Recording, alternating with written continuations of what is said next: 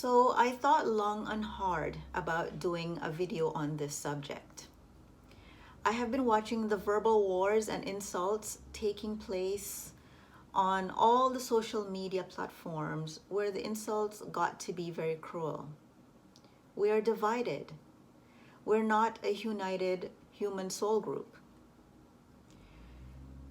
We're so pitted against each other, and we are programmed to defend the deception against anyone who questions it. And we cannot even realize this phenomenon.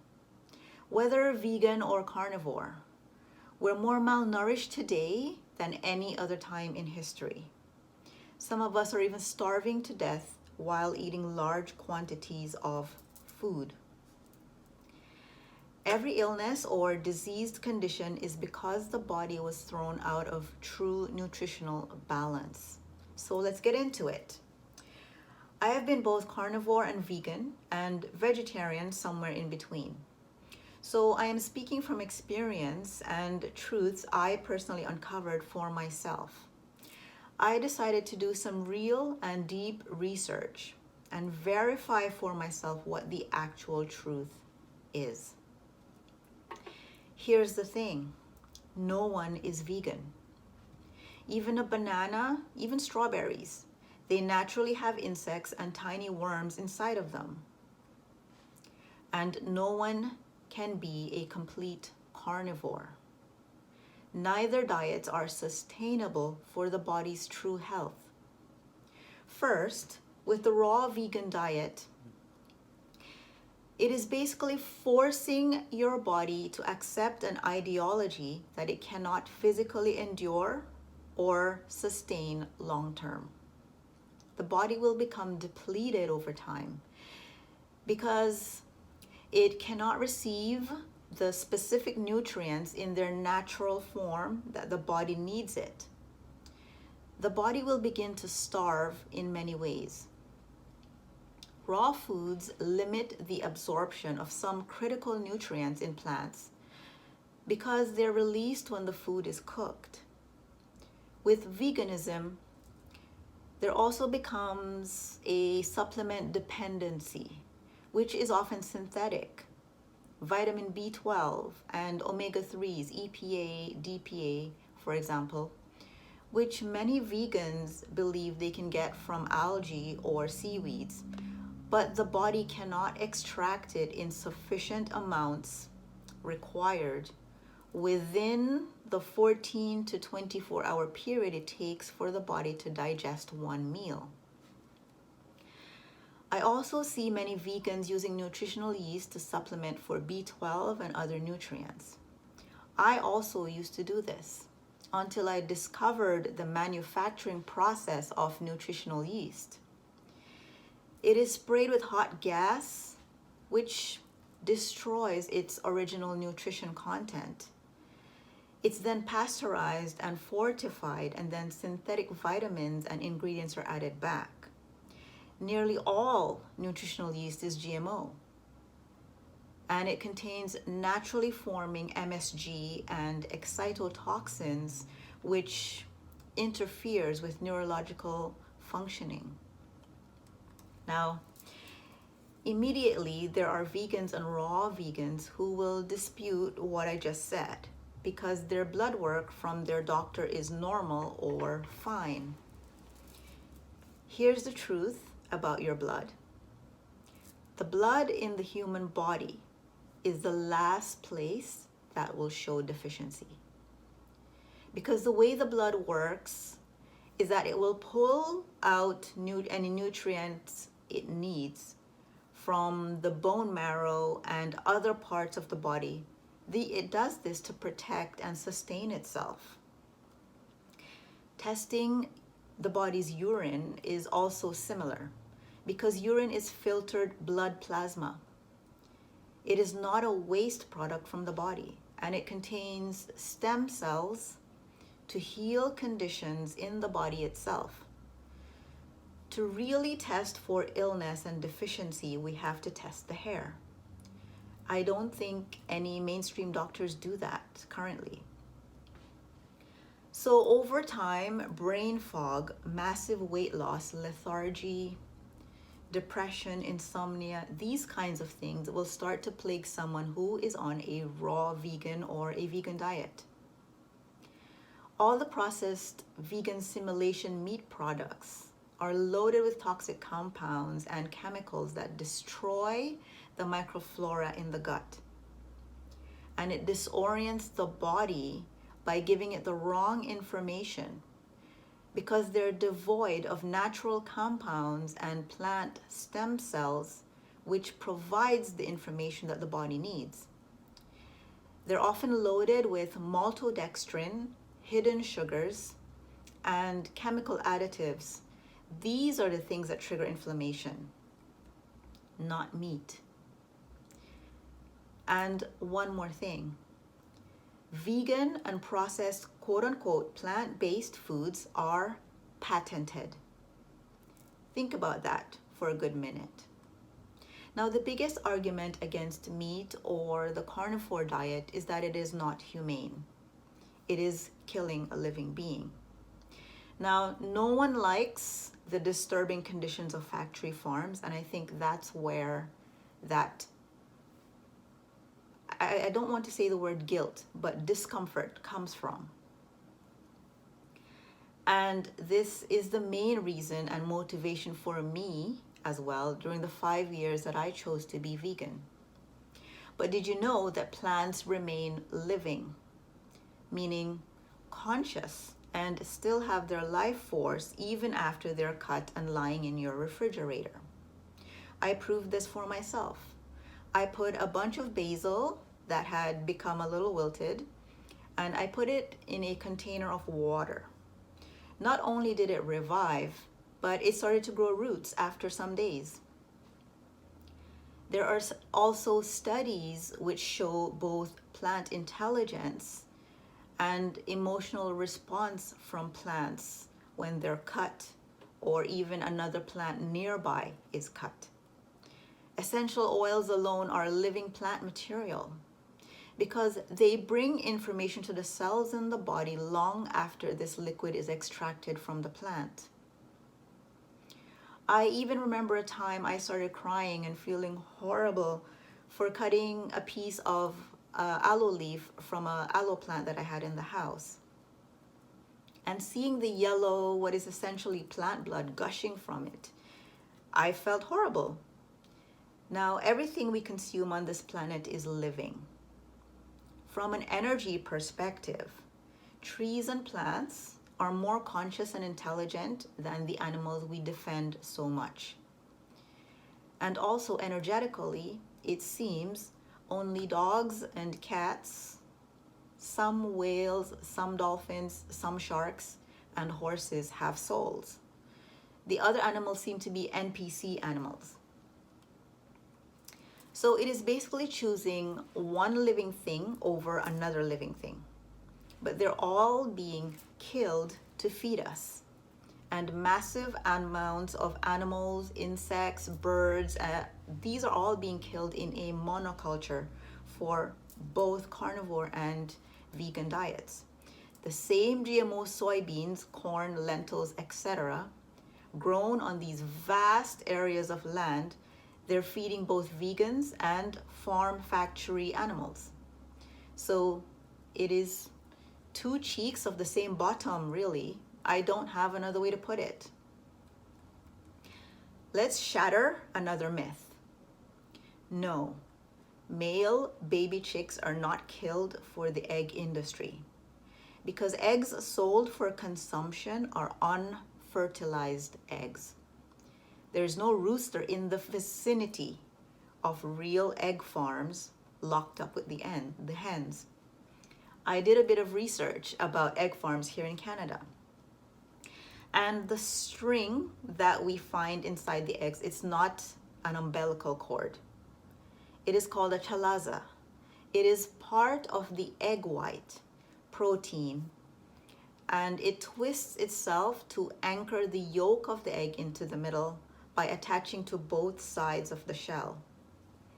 And it is perfectly safe to eat. Also, any blood spots that some people may find in brown eggs, This is a ruptured blood vessel during the egg's formation. So this was another myth to emotionally manipulate us.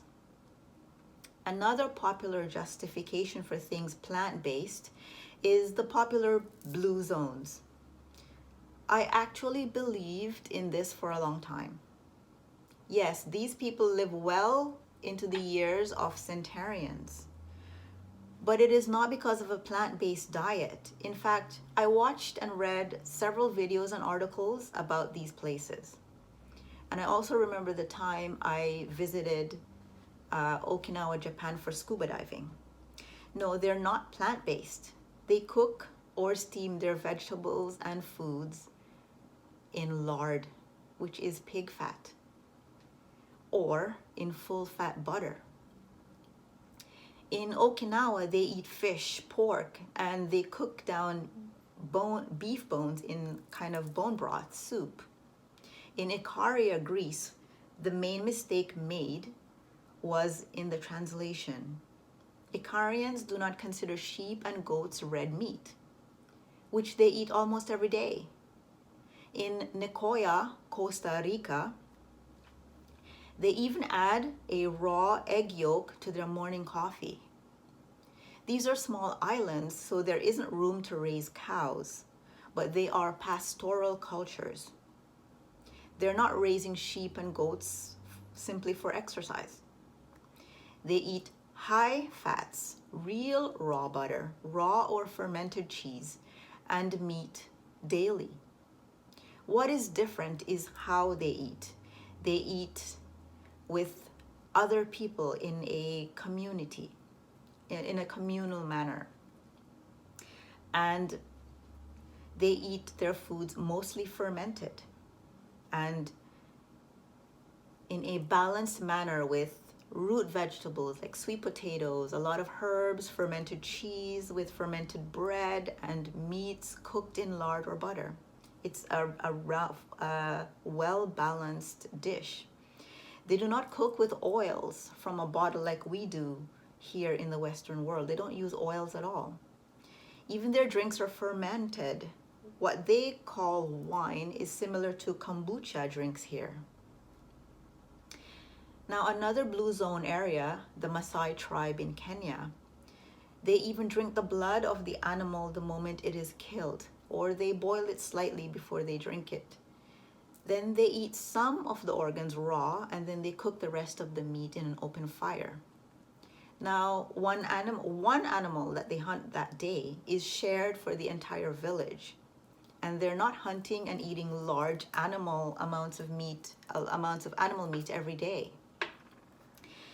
The question therefore arises, why are we being lied to about the plant-based and carnivore diets?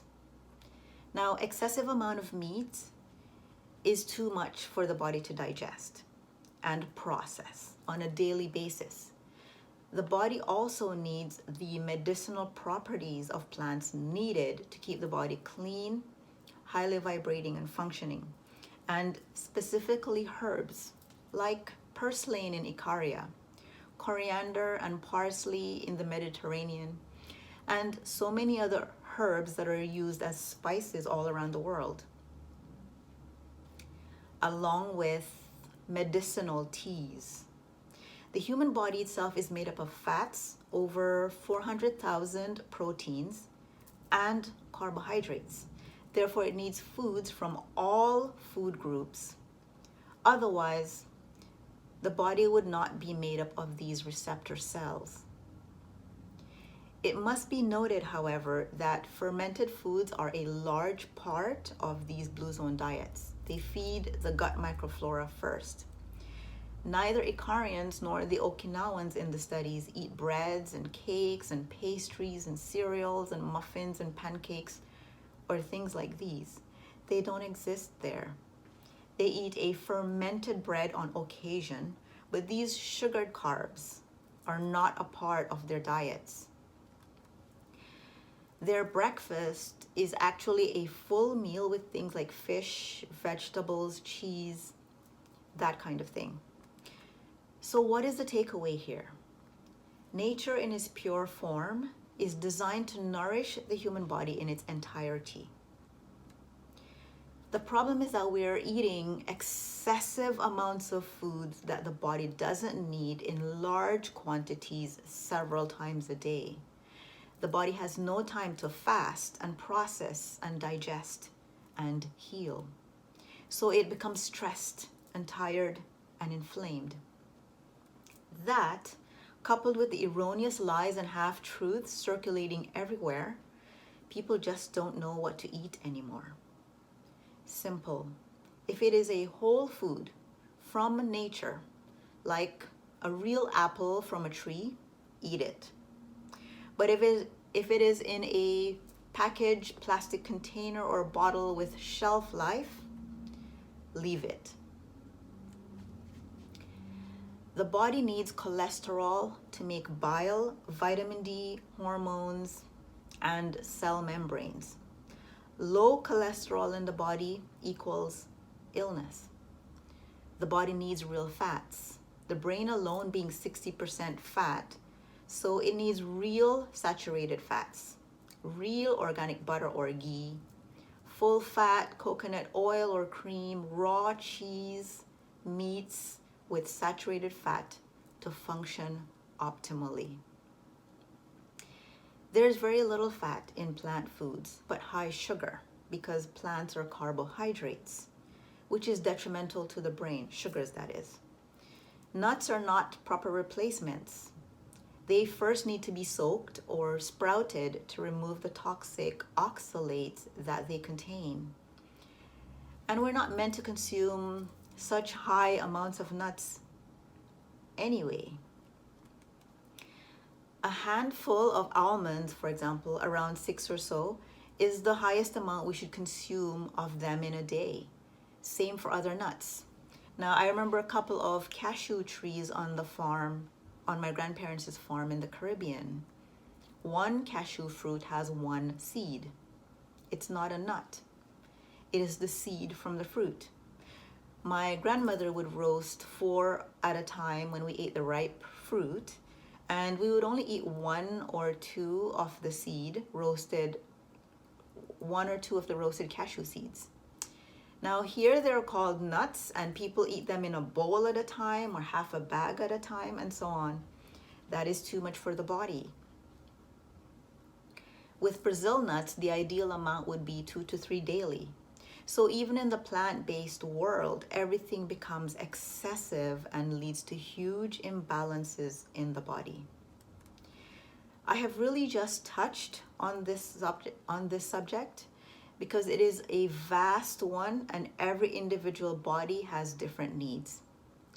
But these insults being slung back and forth with real hatred from vegans versus carnivores, it needs to stop. It is division from the real truth. I hope this video at least leads you to think about what your body actually needs and what you have been programmed to believe. See you in the next one. Bye.